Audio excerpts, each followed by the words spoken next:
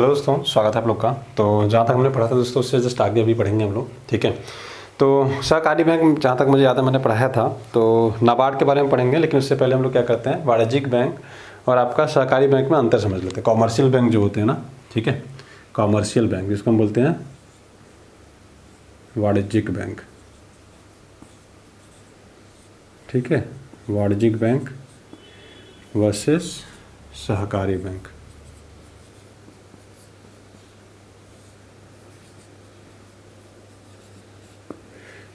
Heading डाल लीजिए, उधर वाणिज्यिक बैंक में लिखिए, इधर सहकारी बैंक में लिखिए, ठीक है। सबसे पहले एक एक करके लिखेंगे। सबसे पहले वाणिज्यिक बैंक में लिखिए, इसका मुख्य उद्देश्य लाभ अर्जित करना होता है, वाणिज्यिक बैंक का, कॉमर्शियल बैंक का, ठीक है। इसके बाद इसमें लिखिए सहकारी बैंक में मुख्य उद्देश्य कृषि एवं ग्रामीण विकास। वाणिज्यिक बैंक के अंदर लिखिए स्थापना कंपनी अधिनियम के अनुसार हुआ, 1934 RBI एक्ट के तहत, ठीक है। स्थापना इसकी सहकारी बैंक होगी, राज्य सहकारी समिति के अधिनियम के अनुसार होता है। इसका निगमन, वाणिज्यिक बैंक का निगमन का कौन करता है, रेगुलेट करता है ये RBI एक्ट 1934 के तहत, या 1900 रेगुलेशन एक्ट 1949 में मतलब हो गया था, तो 1949 लिखिएगा, 34 भी नहीं लिखिए। रेगुलेशन एक्ट 1949 के द्वारा किया जाता है। और सहकारी में लिखिए इसका नियमन RBI तथा राज्य द्वारा आंशिक रूप से किया जाता है, राज्य सरकार द्वारा आंशिक रूप से किया जाता है। वाणिज्यिक बैंक की शाखाएं पूरे देश में हो सकती हैं और सहकारी बैंक की शाखाएं सामान्यतः एक राज्य तक सीमित रहती हैं,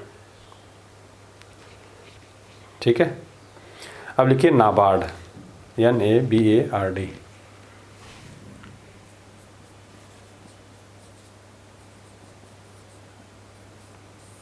नाबार्ड की स्थापना 12 जुलाई 1982 को हुई थी,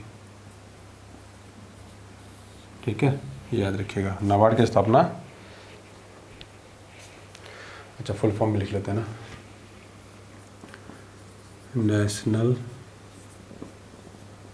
bank for agriculture and rural development.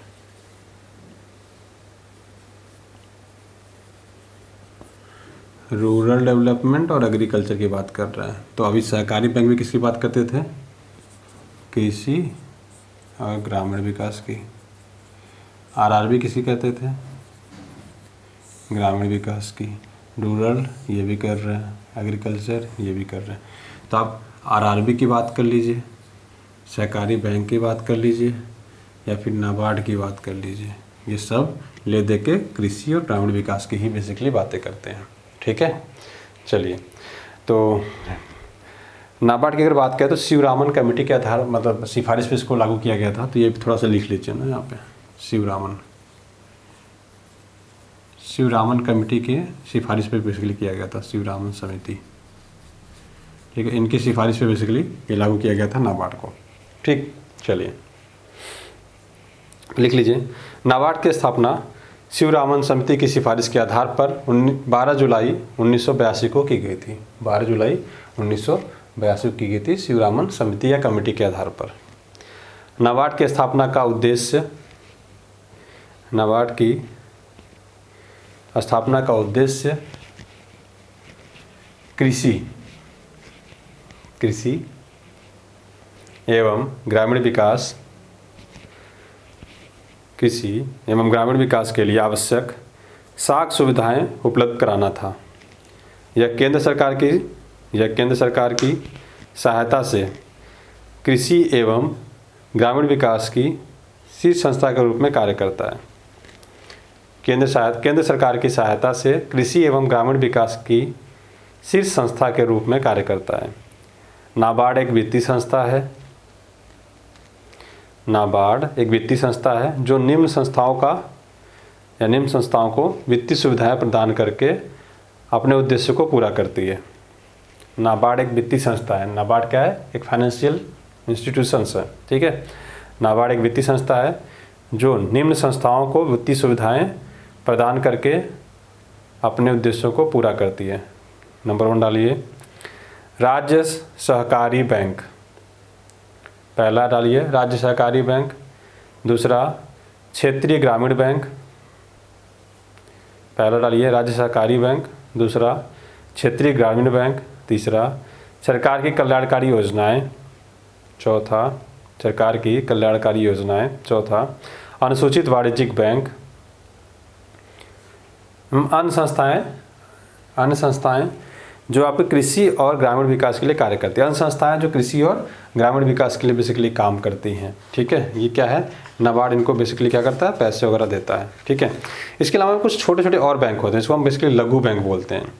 तो लघु बैंक की स्थापना का पर्पज़ दोस्तों बेसिकली यही होता है कि वित्तीय समावेशन वो भी करना चाहते हैं। ठीक है, तो फाइनेंशियल इंक्लूजन वो भी करना चाहते हैं, छोटे छोटे बैंक। ठीक है, तो उस छोटे बैंक का स्थापना का मतलब ये होता है कि छोटे एरिया में काम करते हैं, छोटी छोटी सुविधाएं प्रोवाइड कराते हैं, पैसा निकालना जमा करना। जैसे एक टर्म और है CSC, कॉमन सर्विस सेंटर इसको हम बोलते हैं, राइट। जो कॉमन सर्विस सेंटर्स होते हैं वो भी आज के टाइम में पैसा निकालते और जमा करते हैं, बैंकिंग सुविधाएं उनको दी जाती हैं। तो ये कारण स्मॉल एक तरह से बैंक की तरह काम कर रहे हो, आपको पैसा जमा करते हैं, आपके पैसा निकालते हैं, तो आपको फाइनेंशियल इंक्लूजन में मदद करते हैं। ठीक है, जन सेवा केंद्र जिसको आप लोग आम भाषा में बोलते हो, तो जो जन सेवा केंद्र है वहाँ से आप पैसा निकालते भी हैं, जमा करते हैं। बहुत सारे लोग करते हैं, बहुत सारे नहीं करते हैं, बट वहाँ पर भी आपको सुविधाएँ मिल जाती हैं। तो जन सेवा केंद्र का अच्छी भूमिका निभाते हैं फाइनेंशियल इंक्लूजन में। संडे के दिन भी जाइए, आप वहाँ से पैसा निकाल सकते हैं, जमा कर सकते हैं, क्योंकि किसी बंदे के साइबर कैफ़े उसने अपना वहाँ पे खोल रखा है, राइट। तो एक सुविधाएं ये प्रोवाइड करा देते हैं जन सेवा केंद्र वाले। तो अच्छा, बैंक आपका मंडे टू फ्राइडे काम करते हैं, सैटरडे काम करते हैं, सेकंड सैटरडे और फोर्थ सैटरडे बंद होता है। तो एक तरह से मंडे टू चलो सैटरडे भी ले लेते हैं, तो संडे को बैंक काम नहीं करते हैं। लेकिन जो एक कॉमन सर्विस सेंटर्स होते हैं संडे को भी काम करते हैं। तो एक ये भी एक कॉमन सर्विस सेंटर, जिससे आप अगर मेंस की आंसर राइटिंग कर रहे हो ना, कभी आपके दिमाग में आ गया ऐसी कि वित्तीय समावेशन के लिए किनका योगदान है, क्षेत्रीय ऐसे अगर आपको क्वेश्चन आ जाए कि क्षेत्रीय एवं कृषि विकास के लिए, ठीक है, या कृषि एवं ग्रामीण विकास के लिए वित्तीय समावेशन किन किन आधारों पे किया जा सकता है, या कौन सी सुविधाएं सरकार के द्वारा चलाई जा रही हैं, समीक्षा कीजिए, इसकी टिप्पणी कीजिए, समालोचनात्मक टिप्पणी कीजिए, मतलब आलोचना करते हुए टिप्पणी कीजिए। तो आप इसमें सारी चीज़ें लिख सकते हो कि RRB आती है, ठीक है, सहकारी समिति आ जाती हैं, नाबार्ड आ जाता है, इवन बहुत सारे बैंक्स हैं अब जो गांव में आते हैं, यूनियन बैंक बहुत सारे ब्रांचेस अब गांव में खोल रहे हैं, ये सारे आप वित्तीय समावेशन लिख सकते हो। लेकिन जो आपको एक्स्ट्रा मार्क्स दिला सकता है अगर आपने थोड़ा सा पढ़ सकते, common service centre, right, Jan Seva Kendra, they are also included in the financial inclusion. ठीक है, तो वो आप अगर कहोगे कि नहीं हाँ यहाँ पे लोग क्या करते हैं फाइनेंशियल इंक्लूजन में हमें बेनिफिट पहुंचा रहे हैं, तो वो एक्स्ट्रा मार्क्स आपको गेन कर सकता है। क्योंकि ये सारी चीज़ें ना बहुत सारे लोग ध्यान नहीं देंगे, बहुत सारे लोग नहीं सोचेंगे, वो लोग क्या करें बैंकों के नाम लिख के निकल जाएं। लेकिन आपने एक एक्स्ट्रा चीज़ लिख दिया क्या, कॉमन सर्विस सेंटर, राइट।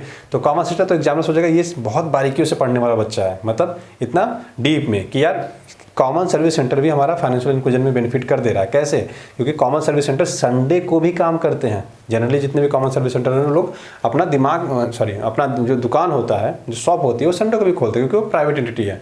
अपना किराए के मकान पे लोगों को लोग लेके साइबर चलाते हैं, तो वहाँ पे लोग सारी चीज़ें करते हैं। तो वो संडे को बंद नहीं कर पाते, बहुत सारे लोग बंद भी कर देते हैं, लेकिन जनरली ओपन ही रहते हैं।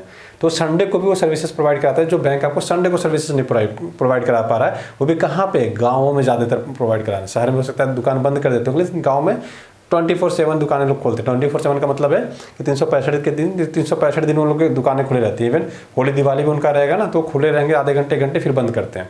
ठीक है, तो सुविधाएं आपको प्रोवाइड कराते हैं। बैंक 10 बजे खुलता है, वो अपना साइबर 6 बजे 7 बजे खोल देते हैं लोग गाँव में, राइट। तो आपको 7 बजे से वित्तीय सुविधाएं मिलती है, जबकि बैंक में जाएंगे तो 10 बजे से मिलता है।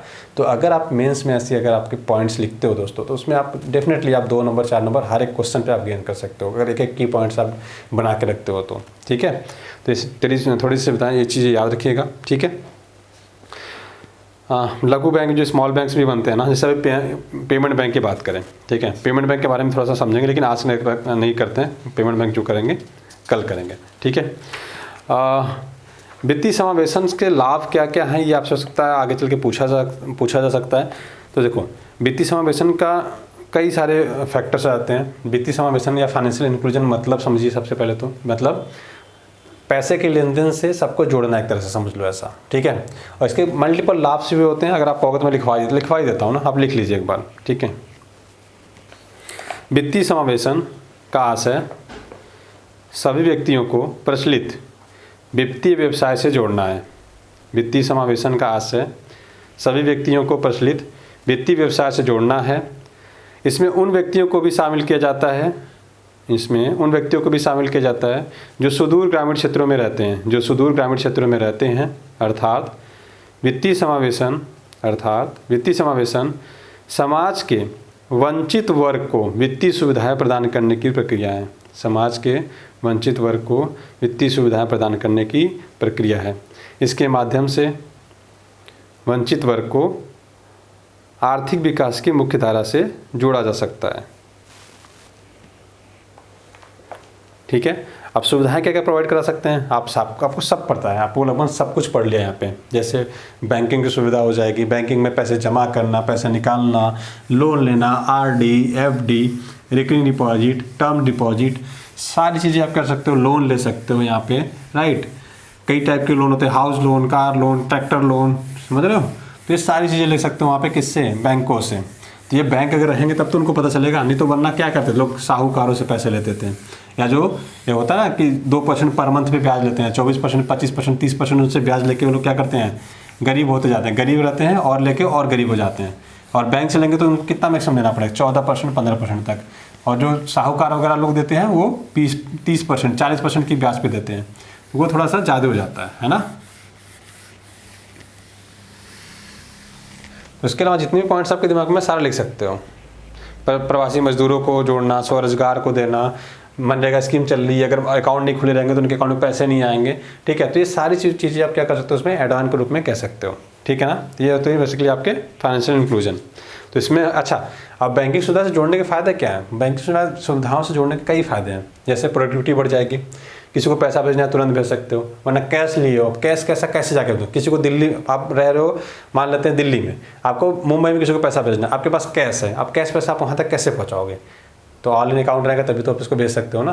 तो ये सब चीज़ें आपको थिंकिंग के लिए है दोस्तों। आप इसको बैठ के सोचिए कुछ देर, जब सोचेंगे तो आपका दिमाग चलेगा तो आप बहुत नए नए पॉइंट सोच पाएंगे, जो मैंने आपको नहीं बताया आप वो भी सोच पाएंगे। फिर आपको लगेगा अरे यार ये तो सर ने बताया भी नहीं, लेकिन मैंने ये भी सोच लिया। तो ये है आपका क्रिएटिव माइंड को क्रिएट करना। आप अपने दिमाग को कैसे एक लेवल पर ले जा सकते हो, अपने माइंड को कैसे आप क्रिएट करके उस थिंकिंग प्रोसेस में ले जा सकते हो। देखो कलेक्टर आप वहाँ जाके नहीं बनोगे, कलेक्टर आप यहीं से बनोगे। तो हर प्रॉब्लम्स के आपको सोल्यूशन ढूंढने हैं, लड़ना नहीं है हर चीज़ों से, हर प्रॉब्लम के सोल्यूशन ढूंढने की कोशिश करिए। ठीक है, आपका यही काम ही होगा, पूरी ज़िंदगी आपको यही काम करना है कि जो प्रॉब्लम्स आएगी उसके सोल्यूशन ढूंढने, जो प्रॉब्लम्स आएगी उसके सोल्यूशन ढूंढने, जो प्रॉब्लम्स आएगी उसके सोल्यूशन ढूंढने हैं। ठीक है, तो बात करेंगे पेमेंट बैंक की। तो पेमेंट बैंक कल क्लास जो हम लोग पढ़ने वाले हैं, पेमेंट बैंक पढ़ेंगे, NBFC पढ़ेंगे और आपका NPA पढ़ेंगे। ठीक है, ये 3 चीज़ें हम बेसिकली मेजरली इसमें ध्यान रखेंगे। ठीक है, ये क्या होते हैं NPA, बहुत सारे लोग को नाम तो सुने रहते हैं, लेकिन वो NPA क्या होता है वो थोड़ा सा हम समझने की कोशिश करेंगे। ठीक है, NPA क्या होता है, NPA का उपाय क्या होता है उसमें। अच्छा, NPA के अंदर कई सारे ARC, डेप्थ, मिशन इंद्रधनुष क्या क्या है, वो सब हम कल कोशिश करेंगे कि पारा वरा ये सब कल हम IBC, इंसॉल्वेंसी, बैंकरप्सी कोड जो आया था, ये हमारी कोशिश ये रहेगी कि हम कल ये सारी चीज़ें ख़त्म कर लें। ठीक है, तो कल के लिए हाँ लगभग मान के चलिए कल ख़त्म हो जाएगा। अगर कल नहीं ख़त्म भी होता तो एक दिन हम लोग और लेंगे। ठीक है, तो लगभग उसे तो मेन चीज़ें हमने पढ़ी रखा है। बाकी मुद्रा का उपयोग ये सब क्या चीज़ें हैं वो तो हमने मतलब आगे भी चलता रहेगा। तो उसमें अब इन्फ्लेशन वगैरह, डिफ्लेशन वगैरह बैंकिंग का ही पार्ट है एक तरह से, बट वो बैंकिंग में कंसिडर नहीं करेंगे तब भी चलेगा, क्योंकि इन्फ्लेशन डिफ्लेशन क्या होता है ये सब बहुत ईजी टर्म है, तो आप आराम से समझ भी पाएंगे। हाँ, कल का अभी जो क्लासेस चलेंगे थोड़ी स्लो चलेंगी कल तक, कल के बाद से हम रैपिडली बहुत तेज़ी से करेंगे तो हमारी इकोनॉमिक्स बहुत तेज़ी से खत्म हो जाएगा, क्योंकि प्रीलिम्स और मेंस दोनों में सारे टर्म्स इंपॉर्टेंट होते हैं, इसलिए थोड़ा सा इसको स्लो पढ़ाया जाता है। ठीक है, तो चलिए तो कल के लेक्चर में मिलते हैं और पेमेंट बैंक से हम लोग कल क्लासेस स्टार्ट करेंगे। तब तक के लिए ख्याल रखिए। ठीक है, थैंक यू सो मच।